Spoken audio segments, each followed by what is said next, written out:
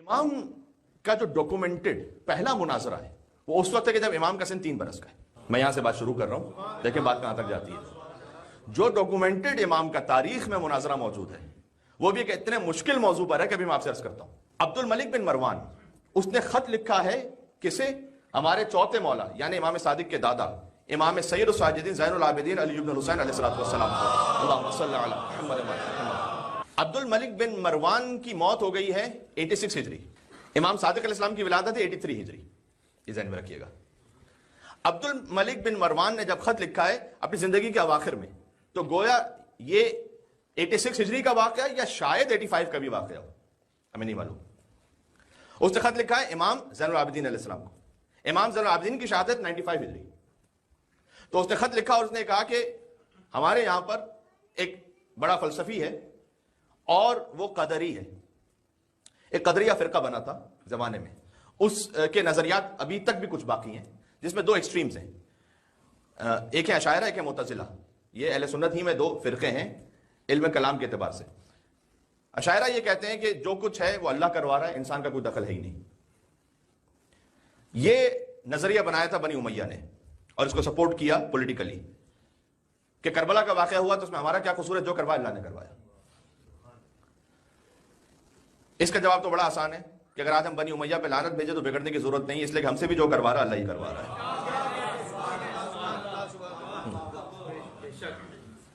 دوسرا اس کے بالمقابل نظریہ بنا وہ ہے فرقہ قدریہ کہ اللہ کے پاس کوئی اختیار ہی ختم ہو گیا، اس نے ہمیں جو خلق کر دیا تو اب جو کر رہے ہیں ہم کر رہے ہیں، اللہ کا بھی اختیار ختم.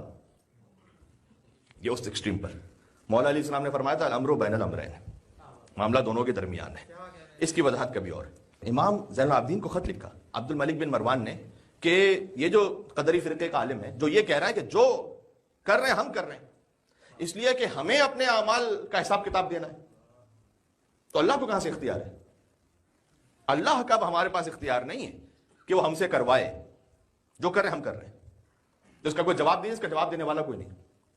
امام زین العابدین علیہ السلام خود موجود ہیں، ان کے فرزند امام باقر علیہ السلام موجود ہیں. اللہم صلی علی محمد وعلی محمد. امام نے جواب دینے کے لیے بھیجا 3 برس کے امام جعفر صادق علیہ السلام کو. امام جعفر صادق علیہ السلام 3 برس کے سن میں وہاں پہنچے عبد الملک بن مروان شام میں.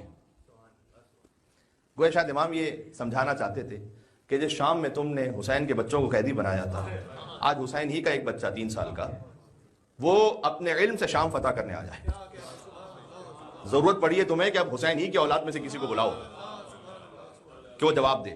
تو امام وہاں پہنچے تو اس قدری فرقے کا عالم نے کہا کہ یہ ایک عجیب تماشا ہے کہ بڑے بڑوں کو میں شکست دے چکا ہوں اور یہ 3 سال کا بچہ میرے سامنے. امام نے ایک بہت لطیف جملہ اس سے کہا. امام نے کہا کہ تجھے زیادہ انتظار نہیں کرنا پڑے گا، گفتگو کر لیں.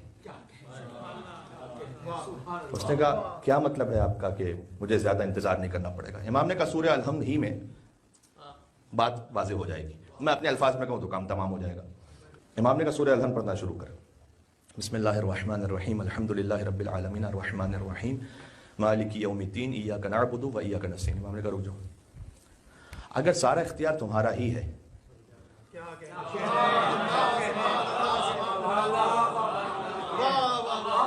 اگر سب کچھ تمہارا ہی، اللہ کا کوئی دخل ہے ہی نہیں، تو ایاک نعبد و ایاک نستعین کا مطلب کیا ہے؟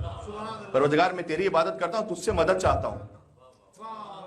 اللہ کا جب اختیار ہی نہیں ہے تیرے بقول تو اللہ کی مدد کی گنجائش کہاں ہے؟ تو پھر اللہ کو کیوں دعوت دے رہا ہے کہ تیری تقدیر میں دخل دے؟ اس نے کہا کہ میں نے ایاک نعبد و ایاک نستعین سینکڑوں ہزاروں مرتبہ سنی تھی، لیکن آج آپ کی زبان سے ایسا لگ رہا ہے جیسے پہلی مرتبہ میں ایاک نعبد و ایاک نستعین سن رہا ہوں. اس سے پہلے سمجھ میں نہیں آئی تھی، آج سمجھ میں آئی.